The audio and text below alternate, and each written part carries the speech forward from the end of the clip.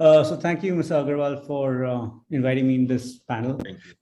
So very quickly, from Credible standpoint, we started in March of 2017. What we are is a fintech platform that's wholly focused on enabling working capital for corporate India, right? What we essentially do is we built a platform that enables working capital across, the four quadrants where working capital resides today in India. So if you look at it, working capital sits in large corporates and their ecosystems of suppliers, dealers, retailers. You have the emerging corporates who require working capital to enable growth. You have the small businesses, who currently lack access to working capital. I think only 15% are part of the entire formal lending sector in India.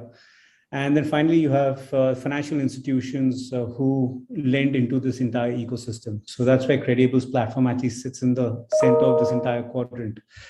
When we started off, obviously the theme, especially when we spoke to financial institutions, was that there's a fear that fintechs would essentially looking to replace banks, which from our point of view was never going to be the case, because financial institutions participate, as a business model, financial institution participation was a big part in what we do. But what we essentially seen is, if you look at the partnerships between banks and fintech companies, it's been in existence for quite a while now. I think more than 5 years. Banks, if you look at it, had physical reach through their networks. They've set up a large infrastructure of physical branches. They have a humongous base of customers. They built a brand over the years. What fintechs, on the other hand, what they've gone and done is brought technology to digitize the bank's legacy systems, right, at the back end, and provide smarter, flexible banking for customers at the front end. The arrangement so far has been a win-win situation for both, and is evolving on a daily basis, right? If you look at it from the financial institutions who are participating, right, what you notice is that their margins are essentially eroding over the past few years, because it's become very, very competitive. And what fintechs have really gone and done is help the banks or the financial institutions to really bring in efficiencies into the system. So if you look at from a bank's point of view, right, from customer acquisitions, using smartphones as an enabler to acquire more customers, to credit evaluation, right? Earlier, banks used to have massive teams to credit evaluate each case, and each case used to take many, many years. Now through automation, through AI, through ML, you're able to parameterize the entire credit model for the banks basis their unique requirements. And this obviously takes in, quickens the process for credit approval or denial, or as well as reduces costs, right? Because you no longer need to have an army to enable to look at all these credit assessments. And it's also taken the human element out of the system, because now everything is it's parameterized to a large degree, and you're having straight through processing, which quickens the point of disbursal. Then you have the entire onboarding journey, where right from digital documentation signing to eKYC. So the entire onboarding experience for the customer has been great.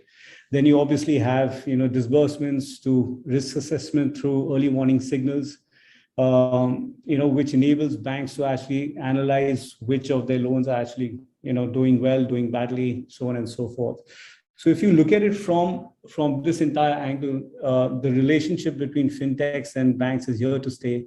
I think the collaboration is a win-win situation for all. And what it does is, for the end customer, it provides a seamless, it gives them the best access to getting access to credit. It gives them a user experience which is improved significantly over the last few years, and which will continue to improve further.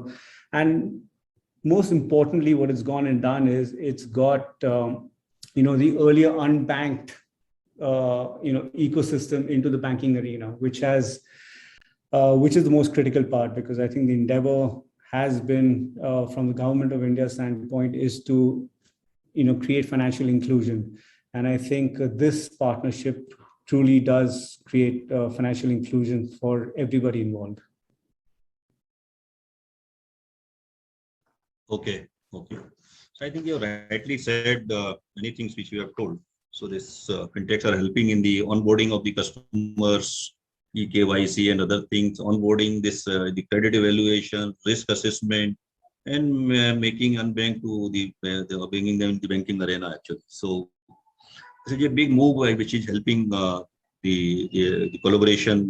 Collaboration is helping to the banks to reach to the customers which they were not having earlier actually. So great. I think this is a good deliberation which you have given some kind of idea at how the fintechs are helping the banks. If you can highlight to maybe within 1 or 2 minutes about the journey so far, what kind of collaborations are already done between banks and NBFCs, banks and the fintech companies. So practically, what kind of models are there? If you can cover up, that'd be great. So I think if you look at the kind of partnerships that have recently been announced, right? If you take, let's take into example, you have DBS Bank that is tied up with Credible. That's primarily on the supply chain financing, as well as for pre-invoice financing, which was earlier very tough for borrowers to actually get access to. You have Kotak Mahindra and Pine Labs, you have Federal Bank and Credit Avenue. I think that's a big one over there. So I think the collaboration is all across, right? Whether it is customer acquisition, whether it is opening current accounts, whether it is deepening the relationship for the banks with their corporate customers. The partnerships is essentially looking to digitize the entire lending process for ultimately the MSMEs and enabling digital payments. So I think the partnership, if you look at it, addresses each facet of what a bank really does. So I think, yeah, that's how I would put it.